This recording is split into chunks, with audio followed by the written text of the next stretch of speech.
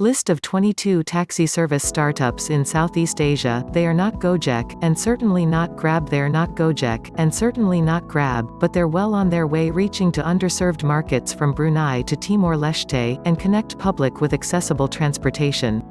There will be no two opinions on the market dominance of Grab and Gojek, especially in Southeast Asia. These two firms are based in two of the top three economic superpowers in the region, Singapore and Indonesia, respectively, and are both unstoppable in terms of innovation and service expansion. In an article by the ASEAN Post, consumer adoption of ride-hailing services will continue to quadruple from 2015 levels to 8 million ride bookings daily with 35 million active users. The optimistic numbers are not without loopholes, as there's still headroom for the sector to grow further, with more than 80% of Southeast Asian internet users are still not active ride-hailing users. The number itself was last recorded in December 2018, meaning the number of non-active users of ride-hailing service might have changed and become smaller, but still, leave quite an untapped space for ride-hailing startups other than the two head-to-head decacorns. Factor the emerging markets in Southeast Asia that's completely left out, such as Laos and Timor Leste, and the opportunity is wide open for ride-hailing businesses to be duplicated in these countries. E27 visits under the radar, locally thriving ride-hailing startups around Southeast Asia, and here they are. Myanmar. Oway Ride. In Myanmar, Oway Ride made headlines ever since it was first established in 2014 as an online travel agency. In an interview with E27, Oway CEO Alok Kumar explained how even as an online travel agency, the company was novel and advanced for a country that was just opened up to internet infrastructure in 2012, welcoming foreign telcos such as Ooredoo and Telenor. Today, Oway has counted North Star Group, an early investor of Gojek, as one of its backers. With operations in major cities in Myanmar, Oway now has plans to launch in Naypyidaw, a city that's less dense in population than Mandalay and Yangon, creating access to more distributed transportation and possibly will help lower taxi fares to open up the city more. Get Ride. Get Ride was officially launched in Myanmar in September 2018. Owned by the founder of Myanmar's Bod Tech Ventures, this platform offers bike, tuk-tuk, and taxi hailing as a part of Get, the omni-channel digital commerce platform established in 2017 by early-stage tech investor Mike Than Tun Win and Nyan Chan So Win. According to an article in Deal Street Asia, the startup started to charge a fee lower than its competitors based on a rate agreed upon by its community of drivers and customers in 2019, with a lifetime commission-free services to motorbike drivers. Cambodia. Pass App. Pass App claims to have roughly the same number of drivers as Grab in Cambodia, around 10,000, and also has food delivery and e-payment services. Pass App was founded by CEO Top Nimel as a ride-hailing app that helps passengers find a tuk-tuk or taxi. Developed in Phnom Penh, it is currently available in Phnom Penh, Siem Reap, Sihanoukville, Battambang, Kampong Cham, and Kampot. In terms of commuting, the access to tuk-tuks, rickshaws, and taxis are more in sync with the way the locals travel. Having tuk-tuks and rickshaws as options are also good for tourist attractions, and that it also serves QR code payment powered by Wing. Nimel claims 2 million people have downloaded the app nationwide, mostly in Phnom Penh. Despite a huge number of downloads, Nimel still finds the market to be too small and competitive for the 11 or so ride-hailing companies to operate. XNet. Hailed as the first taxi-hailing firm ever existed in the kingdom, XNet was first established by Hor Dalek in April 2016, at a time when Cambodians still needed convincing of the benefit of using technology for their daily commutes. Despite having been the first, XNet recently admitted that it was forced to find a new source of revenue for the company, besides depending on commissions from drivers, such as generating advertising revenue from companies that wish to advertise their products and services because of the tight market competition. According to Dalek, XNet has about 2,000 registered drivers and the majority are car drivers. The app has clocked nearly 20,000 downloads. Laos. Loca. In Laos, Grab is not available. Instead, local player Loca dominates the ride-hailing services in the country. Started off by co-founders Solio Vongdala, Jetana, and Johnny Sayasane, Loka was their solution to the increasingly non-transparent taxi operation in the country, ripping off tourists and leaving a bad image about the country's transportation. With both Uber and Grab neglecting the country, Loka became the only ride-hailing service. Loka managed to take its business forward after struggling with just a small number of customers and only 15 trips per day. Now, Vongdala admitted in an interview with E27 that LOCA's GMV has grown to 600% with almost 17,000 customers since its launch in 2018. Loka said it doesn't provide just ride-hailing service but also tourist information. With the app, a tourist will be able to know where the interesting events are, which is the best restaurant, the hidden local foods and so on. Customers will also be able to book minivan ride as the company said it will finalize a partnership with minivan providers. East Timor. Lais.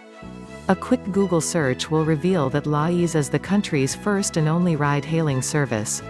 For an otherwise untouchable area when it comes to Southeast Asian startup scene, Lais being mentioned as the first ride-hailing emerging from East Timor is a breath of fresh air. We're still looking forward to updates on its operation and performance locally. Malaysia. Riding Pink. While the Malaysian market is packed with multiple ride-hailing options, Riding Pink's emergence in 2016 gave passengers, particularly women, a safer option. In an article by CurAsia, it is detailed that Riding Pink was conceived as a network akin to a social movement of women drivers for women riders. It matches riders with drivers manually via WhatsApp or Facebook Messenger, centralizes bookings and matching riders with drivers systematically before developing an app. Fast forward to today, the startup remains in operation with women around its narrative. MyCar. Launched in April 2018, MyCar offers passengers an option to track the location of drivers and to make payment via cash or card. According to a piece by Lone Street, MyCar offers a fixed rate to the country's international airport KLIA and KLIA2 for RM59, essentially beating the pricing of its toughest competition Grab. Being practically new compared to the established giant, MyCar still has a lot of potentials to explore and offer. Daxi. Daxi associates itself to be the ride-sharing services that utilizes the advantages of blockchain technology and decentralization to reduce platform fees and to create a self-sustainable ecosystem. Daxi allows you to request rides from friends and family members if they're already a part of the Daxi community and fulfill the necessary requirements. Daxi's Joy Locations features recommend ongoing rewards and promotions with popular brands. Launched in July 2018, Daxi's CEO Lim Chushan told The Star Malaysia that it will expand its services to other Southeast Asian countries this year, including Thailand and South Korea. The company's valuation has reportedly exceeded $100 million, with it recently signing an MO with two companies, Hanryu AI Center Co. and Sports Seoul Co., to start services in South Korea. According to the Star Malaysia's report, the companies will also be developing a unique artificial intelligence solution to be embedded into Daxi's platform. Jom Rides. Jom Rides provides ride-hailing services through a compact car, sedan, or MPV that can be booked in advance. According to the Borneo Post's article, Jom Rides utilizes a profit-sharing concept to generate continuous income. Since its launch in January 2018, the company has garnered 14,000 registered drivers throughout the nation. Jom Rides is developed by a Sarawak-based company USGA and has officially operated in Sarawak in March 2019. Mula. According to its page, Mula was established in September 2016 as a tech-enabled company aimed to provide a wide range of passenger transportation network and logistics services via its mobile applications. Mula is headquartered in Penang. The company offers safe and comfortable ride-sharing services with a brand new fleet of premium, luxury MPVs, and compact cars. Brunei. Dart. According to the Scoops article, Dart was launched in May 2017 as an app-based taxi booking service. Its plans to introduce a ride-hailing, however, faced several delays with the Ministry of Transport and Info Communications approving the Dart car service only after in March 2018, almost causing it to shut down. Recently in 2019, DART just introduced cashless payments through debit and credit card, and has also announced an airport pickup service. Vietnam. Fast Go. Fast Go might have established in April 2018, but it's already making waves in neighboring countries such as Myanmar, Singapore, and Indonesia. Fast Go Vietnam JSC launched its service after Uber's exit from Southeast Asia last June. Fast Go is part of Vietnamese technology startup Next Tech Group, and it reportedly has an ambitious plan to undercut big names like Gojek and Grab with its counteroffer of charging only fixed $5 out of $30 the drivers made in a day, compared to 20% off drivers' ride fares. Fast Go said in an article by VN Express that its ride-hailing app will not charge peak period surcharges, and customers can tip drivers. B entered the market by offering both car riding and bike riding in December 2018. Reuters reported that it secured hundreds of millions US of investments ahead of its official launch. The company is operating under B Group and led by founder and CEO Tran Ton Hai. The app also has food, delivery, e-payment, and financing services. Philippines. Angkas. Angkas is one contender of the three most notable local ride-hailers affected by a recent policy change implemented by the Philippines' market regulator. According to its website, Angkas is a motorcycle ride-hailing platform that seeks to help tackle transport mobility for Filipinos where country traffic is some of the highest in the world. As reported by Rappler, after Angkas's drivers took to the street to protest the government's decision to cut motor taxis from 27,000 to 10,000, motorbike-based taxis were officially declared illegal in the Philippines. It followed a pilot run to test its practicality and safety that ends ahead of the scheduled March 2020 for Angkas, Joyride, and MoveIt. Also read, Indonesian logistics startup Antaren opens new R&D center in Yogyakarta. Angkas Singapore-born CEO, Angeline Shiwen Tham, was accused by Senator Aquilino Coco Pimentel of holding almost full ownership of the firm, which is against the local law, which stipulates that Filipinos must own 60% of public transport companies. The senator then moved a resolution to declare Tham as persona non grata for violating ownership law and defaming the government, as reported by E27. Joyride. Despite the uncertain future and recent ban of motorbike ride-hailing operations by the government, Rappler on February 11 reported that Joyride has begun its operation in Metro Cebu. Joyride has made news since signing an agreement with insurance giant Malayan Insurance, in a bid to prepare safety measures ahead of its official app launch. Joyride is led by Vice President for Corporate Affairs, Noli Ila, who was a former Philippine Basketball Association Commissioner and ex-San Miguel Corporation Sports Director, according to an article by Rappler. The company said they would not have surge pricing, even during peak hours, and promises an income of $29 per day. MoveIt. Also joining the previously mentioned trial phase, MoveIt has around 2,500 registered drivers and 500 riders already on the road, as reported in Philstar. It entered the now clouded market around the same time as Joyride after seeing the success and solutions provided by Angkas to tackle the worsening traffic in the country. Thailand. Go Bike. Go Bike claims itself to be the first and only official and fully legal motorcycle taxi app in Bangkok after Uber's Uber Moto and Grab's Grab Bike were both forced to suspend their operations in May 2015. In 2016, Go Bike closed a $4.8 million pre-Series A round from unrevealed backers, including private equity firms, family trusts, and high-net-worth individuals, mainly from East Asia and Europe. In a Tech in Asia's article, Go Bike Malaysia-born co-founder and CEO Lian Hua Seng said that the funding followed a seed round of $1 million in March 2016 from Hong Kong, Malaysian, Singaporean, and Thai investors, before officially launching in July. To establish Go Bike, Seng partnered up with Thai entrepreneur and Go Bike co-founder and executive director Adipone Sitakayarikit to empower and utilize the established ecosystem of 100,000 registered moto drivers. Indonesia. Antaren. Serving the few numbers left untouched by either Grab or Gojek, Antaren made waves enough to catch the attention of Indonesian conglomerate MNC Group.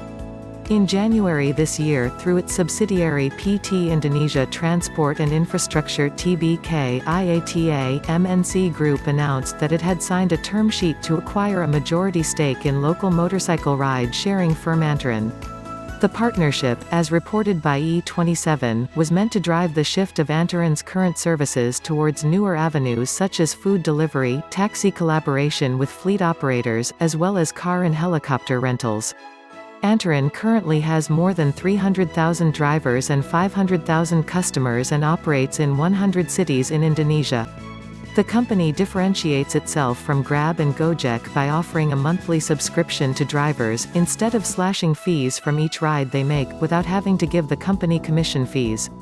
We avoid the cash burn system. We use the auction concept. The drivers can decide their own prices.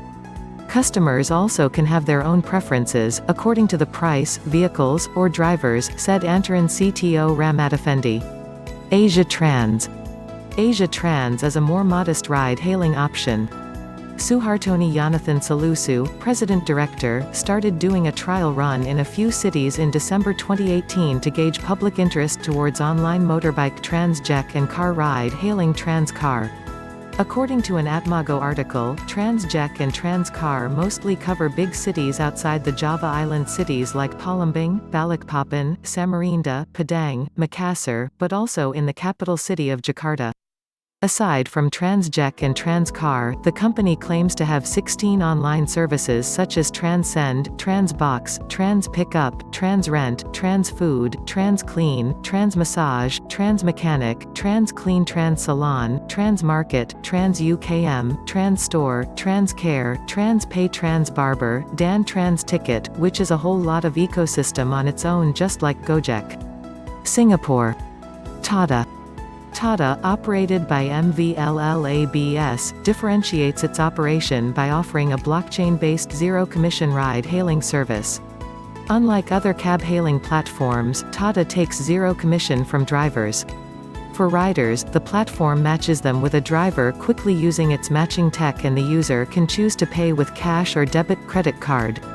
Recently, Tata raised $5 million led by South Korean VC firm SV Investment, with car parts manufacturers, Central and SIMWON, also participated in this funding round. It will use the funding to expand its service in Southeast Asia with over 50,000 drivers and more than 500,000 users that have used it in Singapore, Vietnam, and Cambodia as claimed. LSO read, Tata raises $5 million to expand its blockchain-based zero-commission ride-hailing service in C.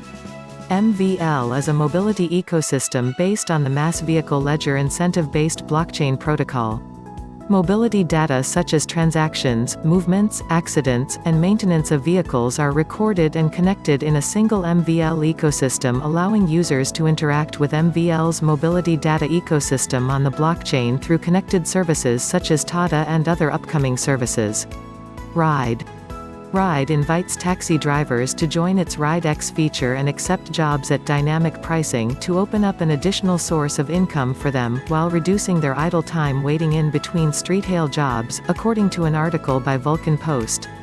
In December 2019, Ride introduced a new metered taxi service, Ride Taxi, offering this to taxi drivers at 0% commission with a potential income increase by $40 each day through this new service.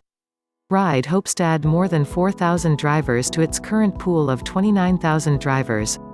With the new offer, passengers can get a ride with shorter waiting times, and avoid surge fares during peak periods. Moving forward, the ride-hailing sector is projected to be worth close to $30 billion by 2025. It only grows from strength to strength and is primed for further innovation to circle around the traffic issues and to lift the economy simultaneously. The only question remaining is, how will these startups stay ahead of each other and survive in the fierce competition? The answer also has to do with the government support and potential collaborations with each other.